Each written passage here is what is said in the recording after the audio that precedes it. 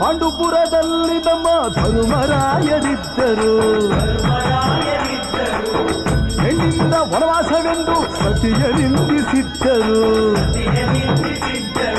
ಅಕ್ಕಳಮ್ಮ ದ್ರೌಪದಿಯು ಅಮ್ಮ ಅಣ್ಣಮ್ಮ ಎಂದು ಮಾನವತಿ ಹೆಣ್ಣಿಗೊಂದು ಸ್ಥಾನ ಕೊಡುತ್ತಾರೆ ಎಂದು ಸೀರೆ ಉಡಿಸಿ ಬಳೆಯ ತೊಡಿಸಿ ತಾಳಿ ಕಟ್ಟಿಸಿ ಹೆಣ್ಣು ಇಲ್ಲದೆ ಧರ್ಮ ಇಲ್ಲ ಎಂದು ಬೋಧಿಸಿ ಧರ್ಮನಿಗೆ ತಲೆಗೆ ಏಳು ಮಡಿಕೆ ಕೂರಿಸಿ ಕೈಗೆ ಕತ್ತಿ ಕೊಟ್ಟು ಕರಗ ಶಕ್ತಿ ತೋರಿಸಿ ನನ್ನನ್ನು ಶಂಕಿಸಿದರೆ